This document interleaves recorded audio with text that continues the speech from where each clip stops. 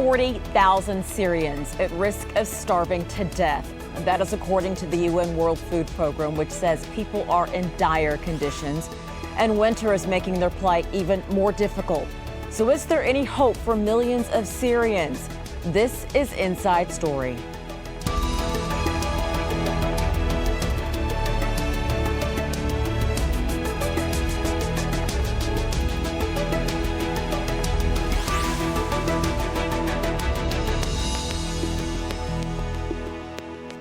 Hello and welcome to the program. I'm Richelle Carey. As the war in Syria enters its 5th year with no signs of the fighting coming to an end, millions are struggling to survive day to day. Now a series of strong storms have blanketed much of the country in snow. Syrians living in towns and villages besieged by government forces and their allies are facing starvation. The blockade of the town of Madaya, in particular near the Lebanese border, has become a focal issue for Syrian opposition leaders. They told the UN envoy this week that they will not take part in talks with the government until the siege there and other areas are lifted. We'll get to our discussion in just a moment. But first, Al Jazeera's Jamal Al-Shayal has more on the conditions in Madaya and a warning. Some viewers may find the images in Jamal's story disturbing. My name is Muhammad Isa, says the starving little boy. I'm 7 years old and I haven't eaten in more than a week. Not only does he have no clothes, his body, starved of any nutrition, has little more than the skin covering its bones. Muhammad is one of almost 40,000 Syrians being starved to death in Madaya, a town on the outskirts of Damascus. It's been under siege by government forces for months now. There's no food or medicine here, while the bitter cold of winter adds to the immeasurable suffering of those struggling to survive. Day by day they die though, with no one either able or willing to come to their rescue. After seeing death by tanks, barrel bombs and chemical weapons, now Syrians are experiencing it through forced starvation. The siege of Madaya is being described as yet another war crime committed by President Bashar al-Assad's government and his allies. According to locals, Hezbollah fighters control the entrances to the town, preventing anything from going in. So people like this man are forced to eat whatever they can find, leaves and shrubs. But all that does is slightly delay the inevitable, death. A look into the eyes of children like these is all it takes to understand that humanity itself is being killed in Madaya and the rest of Syria. Jamal Al-Shayal, Al Jazeera.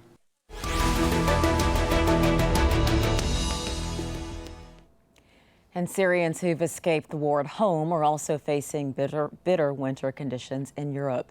Aid agencies say refugees and migrants traveling through the Balkans are ill-equipped for the rain and the cold. Organizations including the Red Cross and the UNHCR have begun handing out hot food and beverages, as well as blankets and rain gear along the Serbian border. But in France, police are blocking aid to one of the country's largest refugee camps, housing 2,500 people. Constant heavy rain has devastated the camp at Grand Saint. Well, for more on this, I'm joined by my guests in Geneva, Melissa Flemming, spokeswoman for the United Nations High Commissioner for Refugees. In Durham, Thom Brooks, a law professor at Durham University in the UK. He specializes in immigration. And also in Geneva is Dibe Fakhra, the public relations officer and spokeswoman for the Near and Middle East of the International Committee of the Red Cross. And welcome to all of you. Jamal's story was difficult to watch, but it was very important that people not turn away and they actually do watch it and process it, because this is happening to real people. And Melissa, I want to start with you. Tell us more about the conditions that led to what is happening in Madaya. Well, you know, in a way, it's good that those photos came out finally, because we believe there are 400,000 people in Syria in 15 towns and cities who may be starving like they are in Madaya. So much more than just that really one town. It's really a dramatic situation. Absolutely. You know, the besieged, there are many besieged towns, besieged by different groups. And it pains us as humanitarians to not be able to reach these people. No, we have the medicines, we have the food, we have the warm blankets and the equipment. We just do not get the authorization from whichever party is besieging the town to get in, and it's really horrifying. But I have to say, today the UN in Damascus just announced the news that the Syrian government is now allowing access for humanitarian organizations. UNHCR will be going in with the humanitarian convoys in the coming days to Madaya, hopefully to stave off some of the starving, to deliver supplies and medicines and food for the civilians there who are suffering so much. That is fantastic news, but obviously it's probably going to be too little too late, but it's better than nothing. But this is great. Tell us more about this development. How long will you all be able to be in there to do what you need to do? Well, this is not clear, but the first signal is to get access. We're used to delivering in very difficult situations, but thus far we've only reached 10% of the besieged areas. So it's a breakthrough that we're able to get in. We'll have to see what the conditions are and how long the delivery will be. The last time we were able to, as the UN, deliver in Madaya was in October. So it's been a long time, and it's really cold. It's it's high altitude, and there's no heat. So the people not only are starving, they're freezing. So they need everything.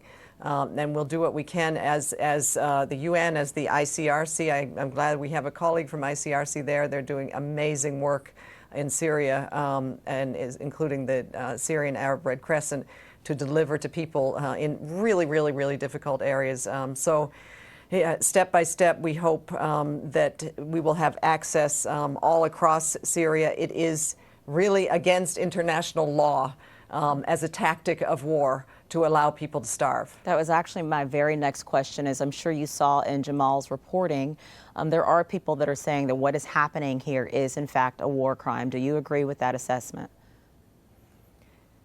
Look, international law prohibits starvation as a war tactic, or targeting of civilians for that matter. So we really call on all parties to spare the civilians here. They have no part in this conflict. They deserve to survive. Dibe, I would like to bring you in on this conversation. Melissa has said that obviously Madaya is what's getting a lot of attention now, but this is happening in so many other parts of the country. Tell me more about what you know, what you've seen, what your organization is doing. Indeed, Richelle, and as Melissa said, this is nothing but an example of what's going on in many other areas in Syria. We shouldn't forget that today there are around 12 million people inside Syria who are in dire need for help. There is almost 500,000 people who live in besieged or hard-to-reach areas. So Madaya is now taking the attention, but we should remember that there are other areas that took the same attention, such as Muaddamiya, such as Douma, such as Yarmouk camp, and many other places in Aleppo or elsewhere. In October 2015, when we last managed to go to Madaya, we saw despair, we saw hunger in the eyes of the people. We saw mothers who weren't able to breastfeed their newborn babies because they weren't fed well enough in order to be able to provide the milk. We saw people desperate for food, for medicine, for water. There was no electricity. The city looked like a ghost city for a place where you have 40,000 people living. So we knew already in October that the situation was dire. But we're not only talking about Madaya. Today, for us, the priority is to access Madaya, Zabadani, Kefraya, and Foua, these besieged areas where the needs are huge. We know that the needs are huge. We are in contact with people inside Madaya. But today, for the International Committee of the Red Cross, we're not in a position to confirm that there is starvation happening in Madaya or that people are dying because of that. We know that there are needs. We know that people need food. But today, we're not present in Madaya itself. And our priority for the moment, together with the Syrian Arab Red Crescent, is to be able to get access and to bring again very much needed assistance to the people inside. So I understand what you're saying, that it's difficult for you to confirm it yourself because you actually can't physically get there. But let's talk more about Zabadani. You just mentioned it, that it was just a couple of weeks ago that this prisoner exchange happened, and what that was supposed to do, that was supposed to alleviate the situation there, to allow aid to get in. Yet we hear that there is still so much suffering going on. So what became of that? Well, if we talk about this particular example and the evacuation of the wounded people that took place, we should not forget that this operation took more than 3 months of negotiations. It was brokered by the UN, and the ICRC and SARC were part of it to help with the evacuation. But it was a very, very long and hectic and difficult process, long negotiations. And as I said, it took more than 3 months. So today, when I speak to my colleagues in Syria and they explain to me how difficult it is to negotiate or how difficult it is to access, it is actually very frustrating. And of course, we don't give up and we still try, but some issues, they need very, very, very long time to become concrete on the ground. Indeed, the UN brokered agreement was talking about evacuating severely wounded people, but then bringing in assistance. The last time we went to Zabadani before the evacuation, we managed to bring a little bit of assistance, but the idea was to come up with more. And today, it's still not the case. So for us, the number one priority and our call to all the parties involved in the fighting, because today we're not negotiating with one party only. We're negotiating with all parties on the ground or in the skies, all those who are involved in the Syrian conflict. We need immediate access. Humanitarian organizations, UN agencies, ICRC, SARC, we need safe and unimpeded access to areas, whether that are besieged or difficult to reach or where combat is really becoming harsh, because people are in dire need. 5 years of conflict, it's too much. Millions of people are desperate for at least food. Economy is very, very weakened. People are on their knees. Infrastructure is destroyed. So you can imagine how desperate the people are. And I don't know if catastrophic is enough to describe what's going on in Syria today. And in fact, the situation that you describe is not only affecting Syria, it is affecting the neighboring area as well, because so many people are fleeing. So let's actually take a look at the situation outside of Syria this winter. The vast majority of the 4 million people forced to flee their homeland are in neighboring countries like Egypt, Jordan, and Lebanon. Egypt is hosting 128,000 Syrian refugees. UNHCR aimed to give a one-off cash grant of $28 to 48,000 of the most vulnerable in Greater Cairo and Alexandria. More than 600,000 refugees are sheltering in Jordan. There, the UNHCR's winter plan will support 229,400 vulnerable Syrians. That is 37% of the population. And in neighboring Lebanon, more than half of the country's 1 million plus refugees live in substandard shelters. The UNHCR has doubled the number of people receiving cash grants for the winter. Thom, I just talked about where so many of the refugees are going to neighboring countries. Obviously, as we know, the refugees have been going to Europe as well. In particular, Germany accepted more than 1 million refugees. Angela Merkel has tried to be a leader for the EU, but the fact that the European Union is not on the same page, how has that complicated the situation for the EU and for the refugees? Well, the numbers are incredible. Looking at them, and the suffering is really difficult to view and take in. Germany has tried to take a lead on this issue for Europe in being, in a sense, the most accommodating, followed closely by Sweden. But I think there's also been a price that has been paid by this. So on the one hand, you have a message coming from those European countries, Germany, Sweden, and some others like the Netherlands, that has been more accommodating and more open, and even sometimes flouting EU agreements on how refugees will be handled and managed in the European Union. And then on the other side, you've got countries, perhaps led by the UK and some others, that have been giving a very different message. You've also seen fences going up on the border of the European Union. So you have this cacophony of different countries scrambling, giving different messages, and it just, I think, compounds the misery for everyone, because there's no kind of clear view anymore about what Europe's view will be on refugees who come to their door, what would happen next, how people will find safety and have a future, given that so many different countries have scrambled to come up with their own policies and fled from each other. And I think one of the outcomes of that problem is that you've got different groups, different countries are now facing different pressures, and we're starting to see some backlashes in various parts of the European Union in relation to this that may well have been avoided if Europe spoke more with one voice. How would you characterize those backlashes? Well, the backlashes have been, to some degree, predictable.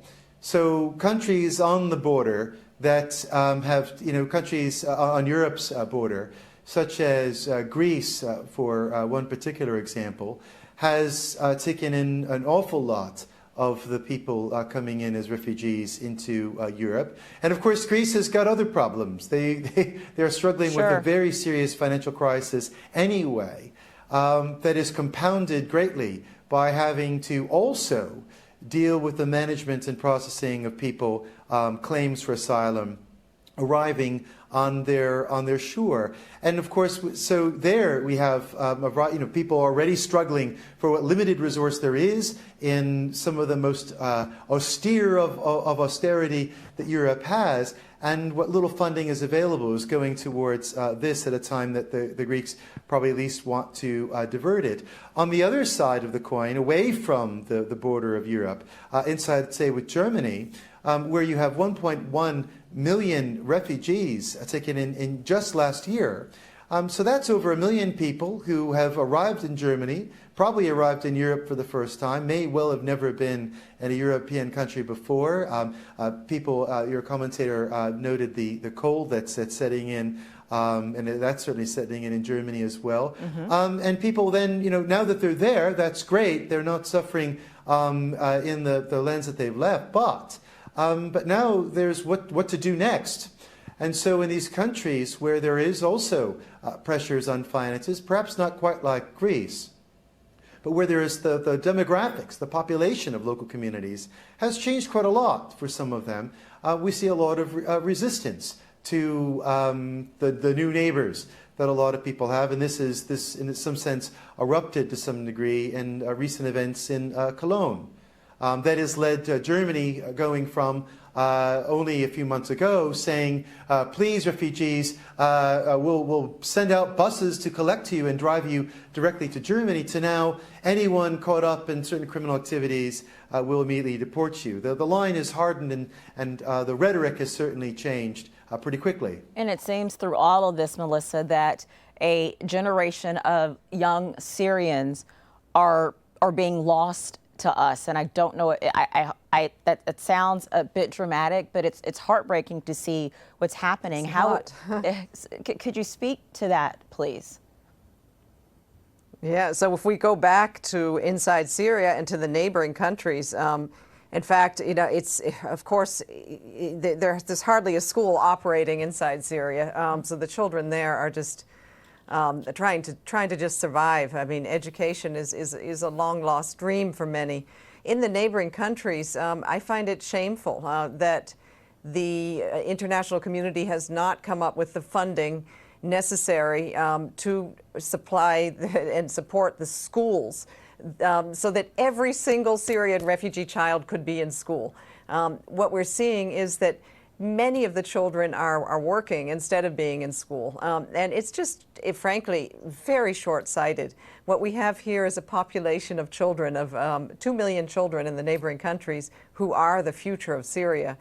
And if we were to fully fund the education programs and to have these children in schools where they could heal from their trauma and at the same time get an excellent education so that when the time does come, and I really hope it does come, that there's peace in Syria. Of course. You have this generation of young Syrians going back. Instead, what do we have? We have a generation of young Syrians who are out of school, who are working in the street, who have not gotten over their trauma. They're being traumatized again.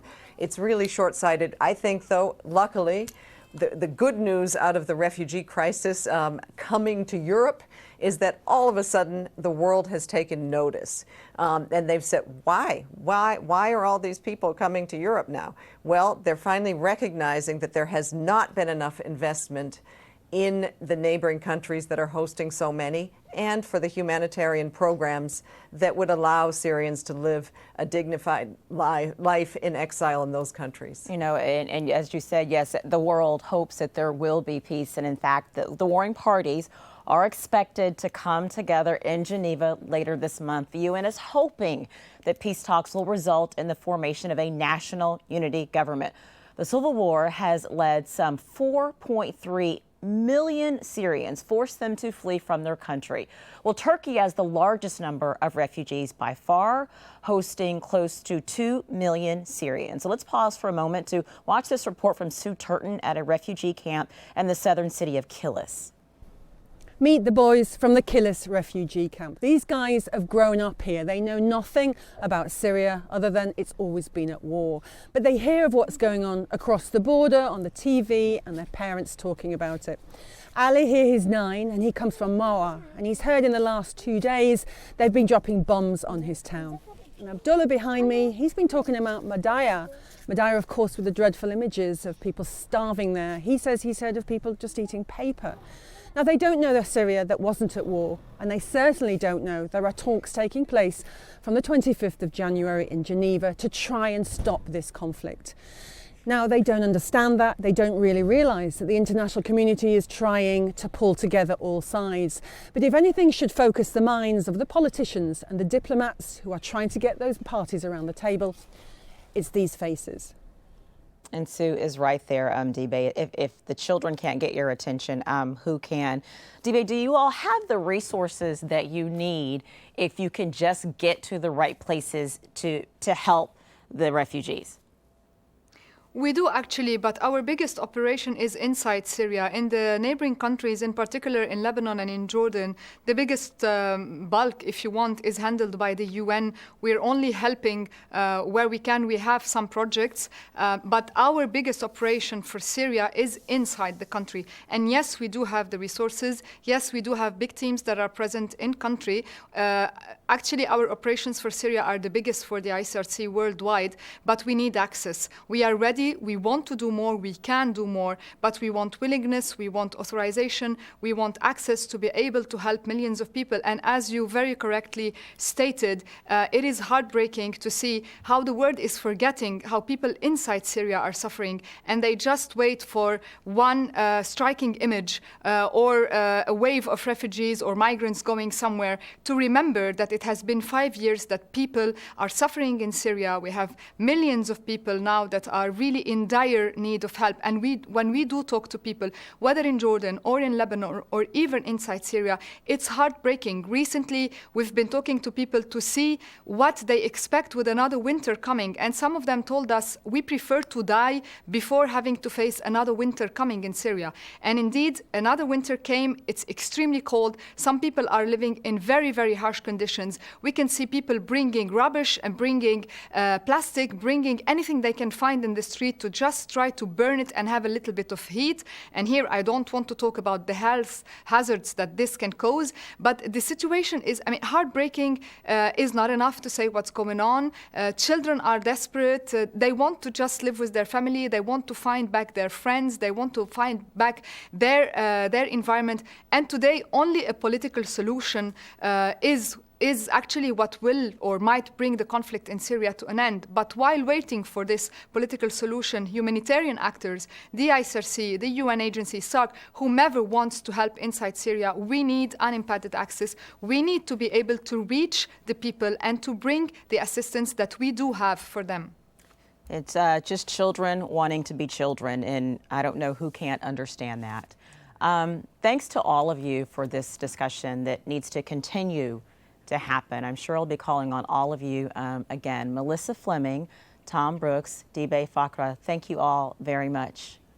And thank you very much for watching. As always, you can leave your comments on our programs page on our website. It's very easy to find. It is aljazeera.com. You can also post your views on our Facebook page. It is facebook.com/AJ Inside Story, or tweet us at AJ Inside Story. From me, Richelle, Carey, and all the rest of the team here, we very much appreciate you watching. Goodbye for now.